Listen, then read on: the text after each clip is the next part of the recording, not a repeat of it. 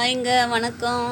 உங்கள் அனைவருக்கும் இனிய பொங்கல் தின வாழ்த்துக்கள். எல்லோரும் வந்து புது ட்ரெஸ் போட்டிங்களா? பொங்கல் வச்சாச்சா? கரும்பெல்லாம் சாப்பிட்டாச்சா? நாங்கள் எல்லா வேலையும் முடிச்சாச்சு.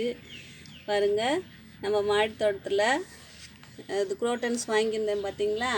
அதை எல்லாத்தையும் வந்து நட்டாச்சு பாருங்கள். இதில் வந்து அப்படியே வந்து கொஞ்சம் கொஞ்சம் பதியம் போட்டது மாதிரி நட்டுருக்கு. கொஞ்சம் கொஞ்சம் ஒடிச்சு பதியம் போட்டு வச்சுருக்கேன்.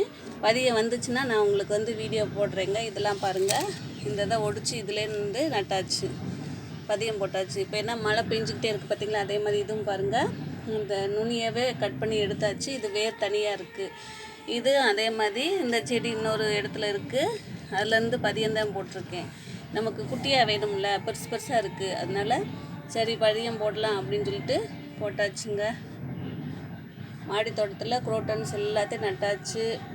இது பாருங்கள், நம்ம கொத்தமல்லி பூ பூத்து காமிச்சேன் பார்த்தீங்களா?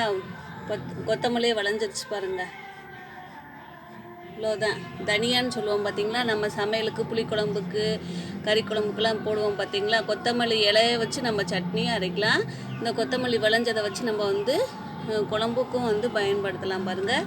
இப்படியே பறிக்கக்கூடாது. இதில் செடியிலே வந்து காயும். அப்பமா எடுத்து நம்ம வந்து சமையலுக்கு யூஸ் பண்ணலாங்க. அறுவடை பண்ணும்போது வீடியோ போடுறேங்க. பாய்ங்க.